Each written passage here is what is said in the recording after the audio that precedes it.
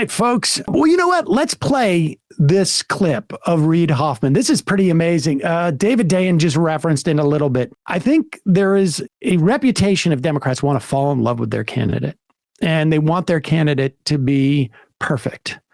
And the fact of the matter is that there is no politician who is going to be perfect. They make assessments. It's opportunity cost to fight against something or not fight against something.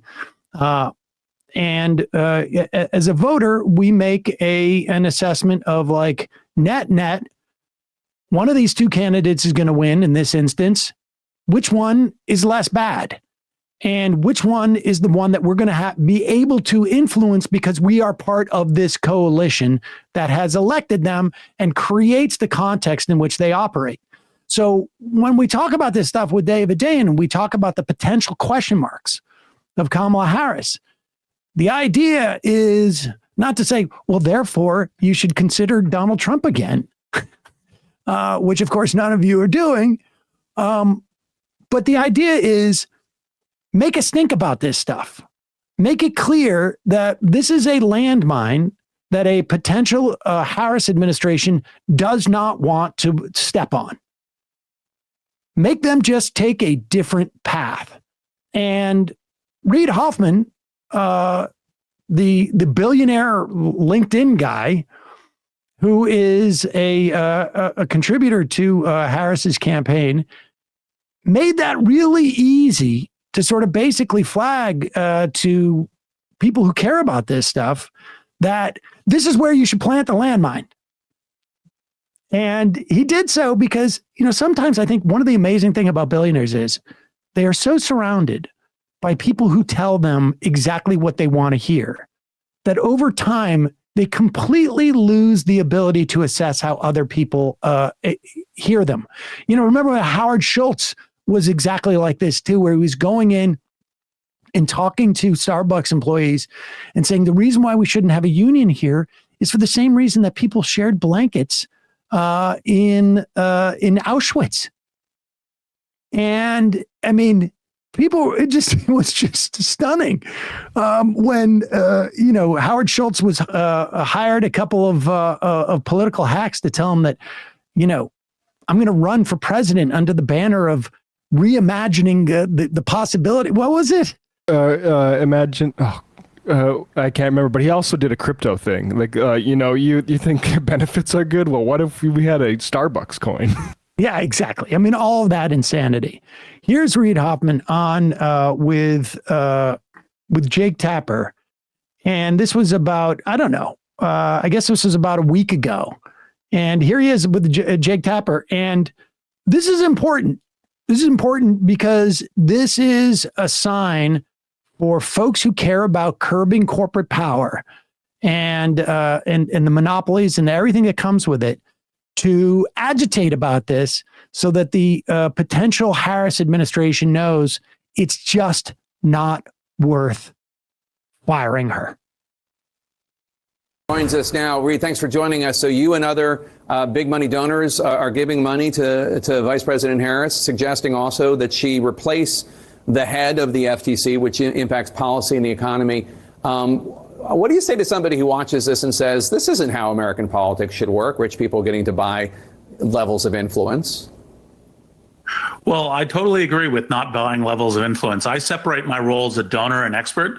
So if you ask me as a donor, I say I'm giving money to Kamala Harris because I think she's the best future president for the U.S., for business, for a bunch of other things. If you ask me as an expert about what, kind of Lena Khan is doing and whether I think she is helping or hurting America relative to... Pause it for 1 second. We'll go back a little bit here, but this is so hilarious. First off, let's put aside the sort of the question of, I have multitudes for a moment.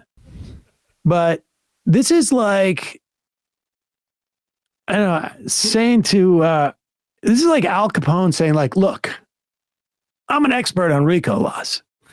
or I'm an expert on tax laws. Like, I mean, just to like this guy's history. So PayPal, all right. So like Peter Thiel. Peter Thiel also invested in LinkedIn. I don't know anybody who's used LinkedIn that think that is worth billions of dollars. Wow, what a $1 billion idea, let alone $26 billion, which is what he sold it to. Guess what? Bill Gates. Speaking of monopolies. So like all these, and by the way, that's where Doug Burgum got his money. Like all these billionaires downstream from monopoly money, and they act like they're experts. No, you're a over-moneyed buffoon. Well, he could be an expert in creating monopolies, but he's not necessarily an expert in why monopolies are bad. I mean, this is it. Imagine the hubris that you have to have then to both claim your expertise at questions of antitrust when all you've done is skirt antitrust, or at least, no, I shouldn't even say that, because for the entirety of this guy's business career, there has been no antitrust enforcement or regime. So he has not, this all seems completely foreign to him. He's an expert at anything but antitrust violations and whatnot. But then also think for a moment of the level of hubris that it takes to say, well, Jake, which one of me are you talking to right now? Are you talking to the donor or are you talking to the expert? Because there's the statesman and the capitalist. I have a firewall between the two of them. It's like, go backwards. It's just amazing to me that somebody could say this in public and not realize how ridiculous they sound. Well, I totally agree with not buying levels of influence. I separate my role as a donor and expert. So if you ask me as a donor, I say I'm giving money to Kamala Harris because I think she's the best future president for the U.S., for business, for a bunch of other things. If you ask me as an expert about what, kind of Lena Khan is doing and whether I think she is helping or hurting America relative to your anti-merger policies, which are, mostly to bring litigation versus, really solidly grounded in kind of what's going on, what helps American business thrive here and overseas. Pause it. Don't take it down. But I just want to make the point that this so-called expert can't even explain with any type of lucidity what it is that Lena Khan is doing that he thinks is wrong. Well, it's too expert, Sam. It's too.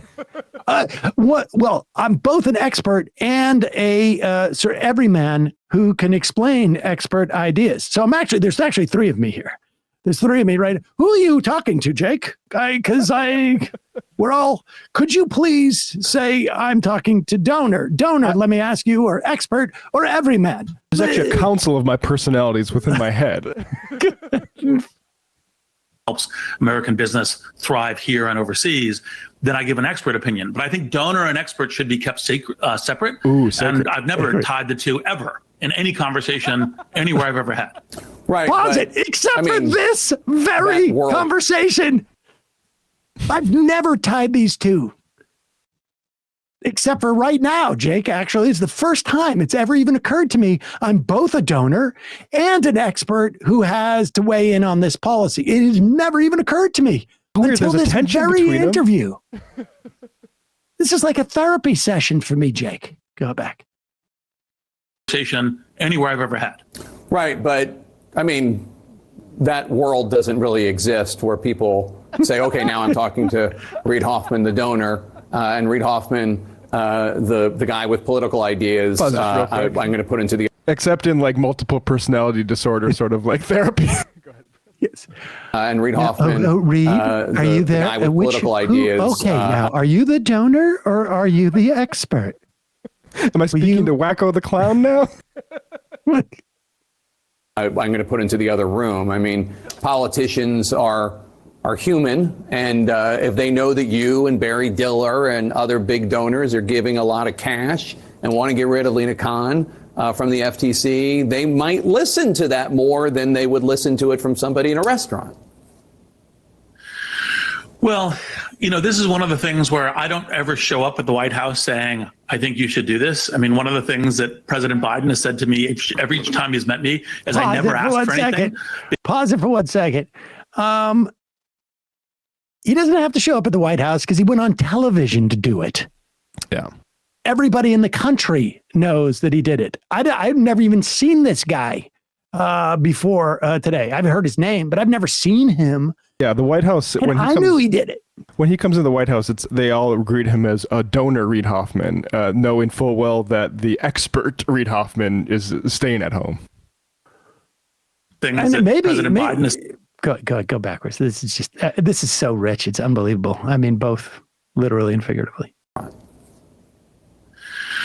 Well, this is one of the things where I don't ever show up at the White House saying, I think you should do this. I mean, one of the things that President Biden has said to me every time he's met me is I never ask for anything, because all that I'm trying to do is help our leaders be the best governors. Now, if I'm asked as an expert, and, for example, shows like this, CNN, say, well, what do you think is the right expert point of view?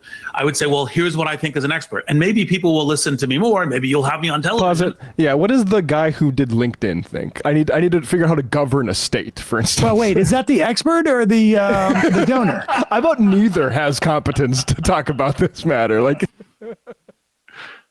For example, shows like this, CNN, say, well, what do you think is the right expert point of view? I would say, well, here's what I think as an expert. And maybe people will listen to me more. Maybe you'll have me on television because I'm a donor.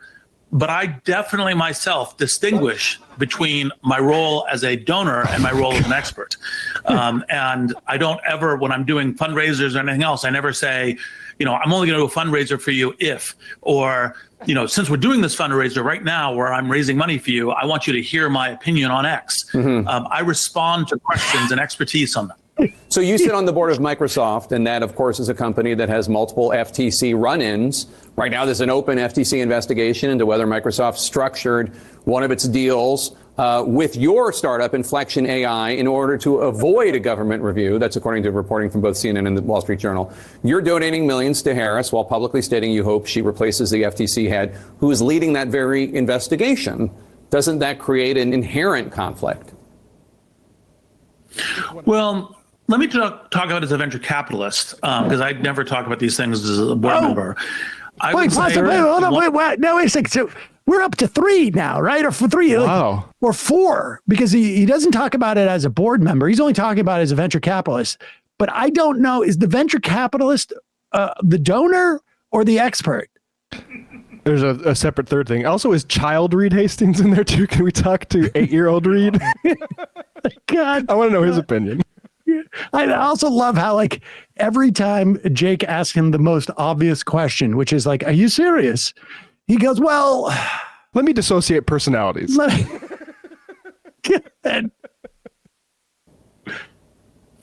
Well, let me talk about it as a venture capitalist, because I never talk about these things as a board member. I would say that one of the things that is the theory behind what the FTC does is to say, let's create more competition for large tech companies.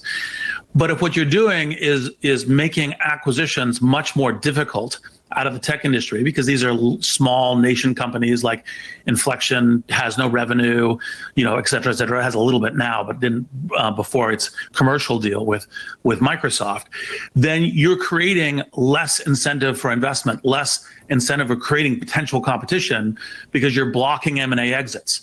And so, when I speak to these things, I speak more as a venture capitalist. I never speak as a Microsoft board member. Ooh. Now, even in the Inflection case, it is complicating in a set of things across venture investments, that if any time that you're prospectively going to be purchased by one of the large tech companies, it may take, years in review, may have, arbitrarily being challenged or investigated, then that's going to quell investment, and that's bad for creating new competitors.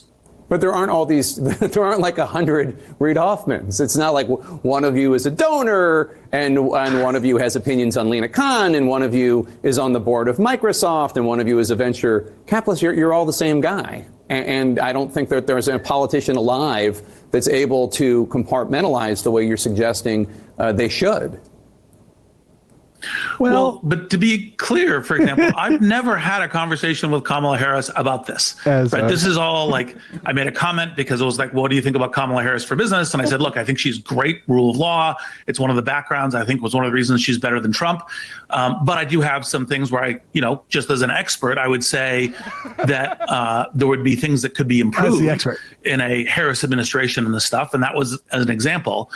But like, I don't Those are two different talk people. to her about that. Now, of course, we can have these conversations and you can say, hey, she's not making this distinguish. So let's have this long conversation on CNN about it. And so she might watch our segment. And that's the way she would hear about it, is you talking to me. Right.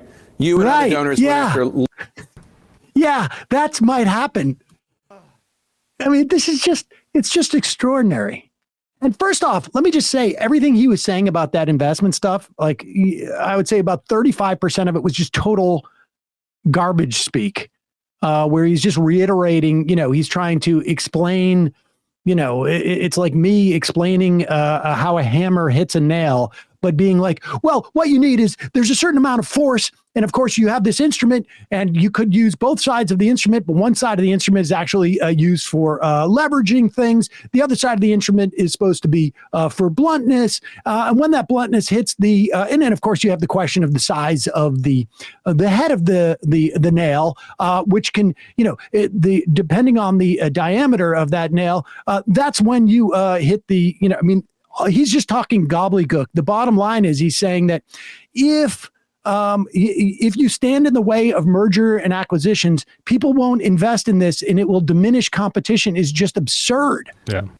There's no universe where all of these sort of like acquisitions, and they're not really mergers, really. I mean, they may be structured in certain ways, but at the end of the day, there's one less company. And so many times we see Google, for instance, go and buy up companies just so that they don't have to develop any type of competitive features that this company may offer.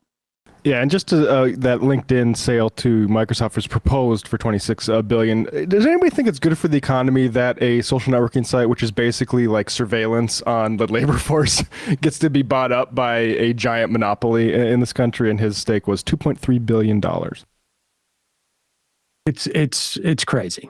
I mean, he's just talking about like, we just need to be able to financialize a lot of this stuff. So it'd be nice to cut these guys down to size, though. Like, you're not an expert. What have you done besides like coast on this stuff? All these guys, from Elon Musk, like Peter Thiel, they get credit as some sort of business genius, and all they've done is collect monopoly profits from basically, frankly, obvious ideas. Like, let's be able to transfer money on the internet, and let's do social networks about jobs. Like, none of these are groundbreaking ideas. It's disgusting that these people have so much money to interfere in our political system.